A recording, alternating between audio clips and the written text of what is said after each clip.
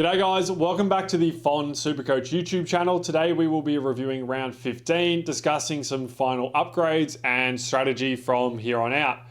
So for me, I scored 2,193, which was enough to move me up 248 spots in the ranks to 659. So decent week for me, but yeah, let's get into it.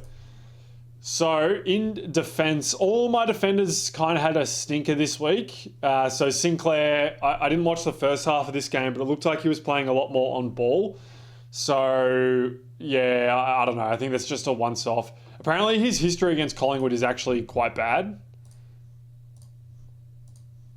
So like, I think you can go back here. One of these years they beat, that's 25. I think they beat Collingwood early last year. Yeah, 78. Yeah, so I don't know. Apparently he has bad history against Collingwood, even though Collingwood is easy to score against for mids and defenders. So bit of a surprise to me, but it is what it is. And then Dale went 83 in a good matchup. I nearly moved the captaincy off Bont to Dale, so very glad that I didn't do that. But yeah, he was rested for the second half of the last quarter I think his calf had been strapped. He had a calf complaint throughout the week. So yeah. That's whatever. Would have liked a bigger score, but so be it. And then Rosie against Sydney was pretty average, playing a lot of midfield. I've always said I don't like Rosie as a midfielder, but I do like him as a halfback for Supercoach scoring. Then Dane Zorko, 105. I don't know how this was a 105. It's one of the more unethical 105s I've ever seen, but we take it. And then Whitfield concussed on 16. That's a pretty unlucky. I don't know. I said my strategy the whole year with Whitfield was to wait for one of these knocks, not wishing concussion on him or injury or anything like that, but he generally gets knocks within games that require him to miss some time on the bench. You know, again, don't really want a head injury assessment, but just getting assessed in general. They never happened. I bring him in, and then gets injured, which is pretty unfortunate. So. Yeah, it's unfortunate, but I think he will be able to play, provided he passes all the checks, he'll be able to play against West Coast in a week's time. So I would advise against trading him out. He also goes West Coast, Geelong at home, in Western Sydney, wherever it is, and then Essendon, Sydney at Western Sydney, Bulldogs at Marvel, North, Gold Coast and Kilda, which I think are probably all reasonably good matchups for Whitfield. So I'm very keen to hold despite this bye. I think he can go 120 in these games, and I don't think I can get a defender who makes up enough points. 1, 2, 3, 4, 5, 6, 7, 8. So I need a defender going about 110. I just don't think I can find one for 500k, so I'm going to hold for now. McKercher, don't know how this was a 96 either. Just a lot of uncontested, terrible kicks that have found their way onto Carlton chests, despite a win. So, he kicked 2 goals. That's how he got to 96. So that's not going to happen every week. I do think that, to use David King's term, it has turned for North. They absolutely brutalised Carlton for 3 quarters before putting the Q in the racks. So it was good to see for North, and I hope they can carry it on for the rest of the season, except against my Demons, of course. Into the midfield, Brayshaw. I wasn't sure if a Freo midfielder would get attention in this game, so I avoided it for captaincy purposes. Sarong would obviously have been a great choice, but again, it's a lot of the time it's a 50-50 with these Freo midfielders, and even though the conditions were good for both of them, I just wasn't sure if they would get attention. Brayshaw was a little bit quieter than normal, didn't tackle much, so scored a 103. Sarong was really, really good. The outside game looked good, and he went 150. So been really happy with this Sarong trade-in. And yeah, the Freo boys were serviceable for me this week, and in Sarong's case, very good. Tom Green, absolute weapon. First quarter, he just stopped these hack kicks out of stoppages. It was just ground ball get, contested handball clearance. Was on like 56 until about 3 or 4 minutes left in the first quarter and got scaled down a bunch, which is fair enough. That's how the game works. But just scores really, really well. Has a nice fixture from here on out. Wrapped with this pick. And then Butters, 130. I nearly switched the captaincy off Bont to Butters again once I heard that Jordan was likely going to Rosie. I'm glad I didn't, obviously. But yeah, Butters was on, I think, 90 at halftime. So yeah, Butters unchecked is going to do some serious damage on the run home. He's got Carlton next week. It'll be interesting to see if Chincotta can go with him. But apart from that, I'm seeing a tag against Geelong with Mullen, and I don't know if Freo use Wagner, but yeah, we'll see. Would really advise getting Butters for your last upgrade if you're still looking for someone and you don't have him. And then the Bont 177. I knew first kick of this game was a goal, and I was like, oh, we're on here. We're on for a big one. I think he kicked 3, had 30 odds. So yeah, we love that from Marcus. Also, there's a little bit of a cheat code in this game where it's Bont just kicking it high, and then Sam Darcy just clunks a contested mark and kicks a goal. It's like 30 points. The contested mark, the goal, the kick from the effective inside 50 goal assist kick. Like, it's just absolutely absurd for Supercoach scoring, and I was very much enjoying watching that, and I hope I get to see it for the rest of the year. But yeah, massive tick for the Bont C. I think my captain scores have been carrying me a lot this year, so that's been pretty fortunate. Spoke about Sarong. Dacos 157 through the Windhager tag. I'm wondering if the bye gave Nick a bit of time to refresh, and he's coming into demon mode in the second half of the season as Collingwood push for a premiership. West Coast this week.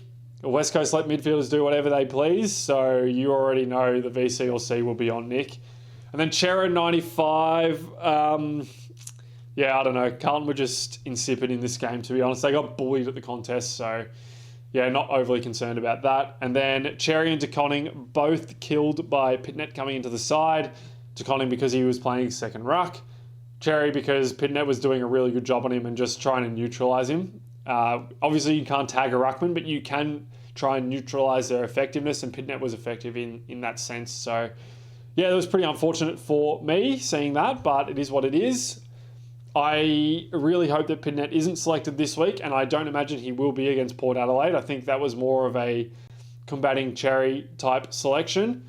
I would be fascinated to see Carlton go with a smaller mobile forward line. Obviously, O'Keefe and I think Mackay are out. So again, maybe that's why Pitnet came in. If that's the case, I will probably look to move on TDK. I might assess my options with that. I don't really want to go down to 3 trades, but you know, if it's going to be 30, 40 points a week, then it's worth it. Baz 85 just butchered it more than normal, is what it is. Daniel against Carlton was fine for a 91. I don't know, we take that. I'll take 90 from forwards at the moment. Horn Francis 88. Pretty impressed he got here, honestly, because his shoulder was clearly giving him a lot of trouble. So I'd probably hold off a week on getting Horn Francis if I always got to break even at 54. Yeah, I think you can wait a week still. He goes up 20k with a 94. That being said, that if he does play forward, these types of forwards do tend to kill Carlton. So I don't know if you want to tempt that. I think it's a 5-day break though for Port as well. So I don't know about going Horn Francis this week. I'm glad it's a decision that I don't have to make. Hopefully his shoulder comes good though. Darcy spoke about when discussing Bont. This guy just Inspector Gadget sticks the mitts up, takes every mark contested. Just an absolute joy to watch. I think this is a key forward that we are going to have as a premium for a while. I think he's capable of doing 105, to be honest. Just these contested marks are an absolute cheat code, and he had like 20 possessions as well. He's very effective, Darcy. He's like Gawn to me, where he can control games through the aerial presence, which is very rare. Not many players I've seen in at least the last 10 years have been capable of doing that. So it's very rare talent to have and very fun to watch, in my opinion. So yeah, enjoyed watching Sam Darcy rack it up, kick a bunch of goals and take a heap of contested marks. Nazaya Wanganeen Miller traded in for Gawn this week so I could get to Darcy. So giving that trade a tick for this week. I've said in the past, Nas gets too much ball to not score well.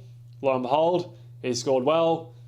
We take those. So yeah, that was really good. All right, well, let's get into trades this week. So upgrade targets. I really like Darcy at 460. Still think his value. Just looking around, Tom Green's probably too expensive. I think Noah Anderson's too expensive as well, even though I like both of them. Butters, if you didn't have, and Bont, I would just jump on them now. Dacos at 560, if you don't have him for whatever reason, is a good option. In defence, I really like Callum Mills. I'm kind of wishing I had Mills over McKercher because I think the scoring is going to be a lot easier to stomach. And I don't know, Mills, I think the Swans are going to push top 8 this year despite a pretty poor start to the year. So I'm, concerned about McKercher because his ball use the last couple of weeks has been terrible. And I don't know, Mills just, you know what you're going to get with Mills provided he stays on the park. But I mean, McKercher probably a little bit less injury prone, so it's a bit of a trade-off there. If I had unlimited trades, I'd probably look to do McKercher to Mills. I don't think it would cost me anything. So yeah, Mills at 400. I think that's good value. I would advise going there, particularly if you need a cheaper guy. Who else is there that's kind of going well that's a little bit cheap? Jackson, don't think you can get him. You could go Hewitt.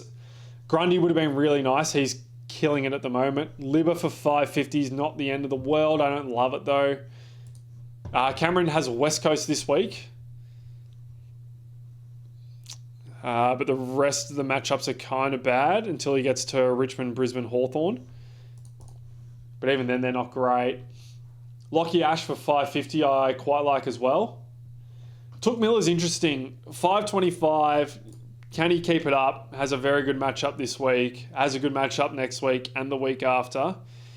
And then like Crows, Brisbane are tough. But there's a couple of good matchups here. You could go Took Miller, particularly if you wanted a pod. It's not for me, but you could go there. Dunkley I like. I think probably not for me. This scoring is really... I don't love the Brisbane mids at the moment because... it feels like one of them has to not go as well for the others to go well. I think we've seen that with Ashcroft and Dunkley this year. Obviously, McCluggage has been the one that's been flying. But I do expect he will get attention instead of Neil in the run home. So probably wouldn't go there either. But yeah, I don't know. I'm finding these Brisbane mids pretty hard to stomach at the moment. Clark for 560. You probably pay what you probably get what you pay for there. It's probably a bit overs actually. Probably not for mine. Rao for 550. They have a decent run, but I don't trust Rao. Merritt, if you had trades, I'd be jumping off. The role is too uncertain. There's too many tags coming up. Don't love it. Heaney in a Swans finals push. You could definitely go there. But I think that's 520 for Caldwell is probably not too bad still. And then like Kennedy would be a nice pot on the run home. Don't love Laird, Taranto, or Newcomb. Yeah, they're probably the options I'd go for out of those guys. All right, so let's get into how I'm lining up this week. So McCarthy will come in for Green. I don't expect these guys to play, so no need to move them off the bench. Obviously, I can swing Newen and put Hustwaite on field if need be, but I doubt Hustwaite plays. I think Hustwaite's one of these players who is too good for the VFL, but not fast enough to operate at AFL level. I don't think his skills are as bad as someone like Asadis, but I just think he can't keep up with the pace, which is unfortunate for him because he does dominate the VFL, but who knows, maybe he'll get another opportunity elsewhere next year. So yeah, that's the only change I have to make. Captains and vice-captains. Pretty easy for me this week. It is Dacos into Dawson against Richmond. I don't know what I'm going to get from Bont at the SCG, and I don't know if Butters will get tagged. I do really like those options still. I don't think they're very bad, particularly for a vice-captain. I think they're quite high-ceiling options. I really like Noah Anderson against Melbourne. I think he's killed us in the past before. And the Suns are flying. They'll want to bounce back after last week as well. They were pretty poor, I thought, particularly at the end of the game. Yeah. Gee, I really wish I jumped on this guy here, but it is what it is. Can't have them all. Who else do I like? I don't love the Freo mids against St Kilda this week at Optus. Just don't know what Ross will do with the attention or anything like that. I think your best options are Dacos and Dawson this week. I'm trying to think like a lot of the other typical captain's options are on buys, like the Brisbane mids, Smith. Probably wouldn't go Darcy, although I think he is a captain option. Yeah, probably you could maybe go with like Sinclair or Nass against Freo, but it's not. I think that's a little bit too too random for mine, so it's not where I'll be going. But yeah, bit of a quicker one this week. As the team is completed, there's no trades to make. I'm just trying to think. I will be trying to get Gorn back. Oh, I should actually look at DeConing replacements. So I have to get a ruck. I'm kicking myself I didn't go like DeConing down to Mills or something like that and just keep Gorn, but it is what it is. So let's check rucks. So I've got 560 here. I could go Cameron, but I don't really love the run. What about no speaker English? We got here a couple of tough ones coming up. Looks like Grundy. No, that's on. Is that on? I want to say that's on Hickey. Anyway, it's probably not relevant. I probably can't stomach Wits. Can't go Jackson. Dude, this Jackson pick is frustrating me so hard. It was so hard to get a read on Jackson this year. Like, it was virtually impossible. Freo have always played Darcy when he's fit, and then all of a sudden they're managing him. He's always had these like 1 to 2 week niggles, not getting up with the tests. And obviously when Jackson plays solo ruck, he flies. Also, he's getting some... Every year there's a ruck that just has an absolutely Mickey Mouse fixture. And this year Jackson has had that. Obviously, he gets to play West Coast twice.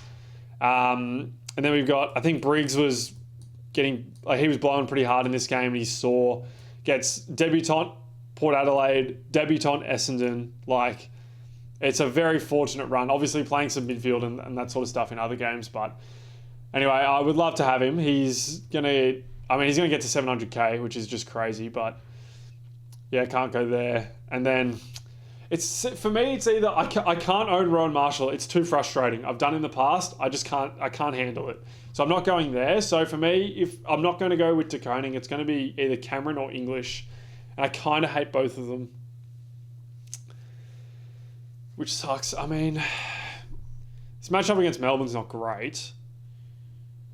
And then Essendon's pretty good. Collingwood's not great. Adelaide's not good. These ones are kind of good on the run home. Interesting. Maybe I could go Wits. Interesting. Would be a pod. I'm not playing for first anymore, just so we're clear. I'm 1,100 points off the top. I'm too far away. Like, I would have to be making up 150 points a week to be able to contend. So it's first isn't an option for me. So just trying to get as good a finish as possible now. And yeah, I think it's going to be a little bit of holding on for dear life for my rank. Whilst I don't think my team is that bad, there are teams with Jackson that are killing me. There are going to be teams with Gorn who will likely kill me. There's one other player who is absolutely killing me as well. Can't remember. Max Holmes. Max Holmes is killing me too. Like, Ash... Dunkley's not killing me, I don't think.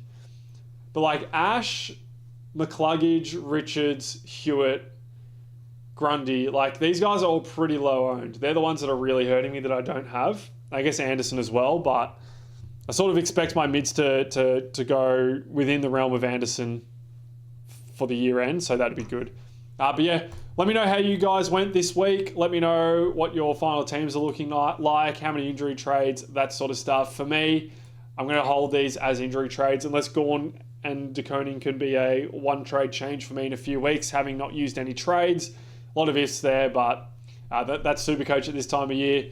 Got to hold your nerve a little bit. So yeah, thanks for watching, guys. If you've got any questions below, leave them in the comments. I will do my best to respond to them. And yeah, see you next week. Bye, guys.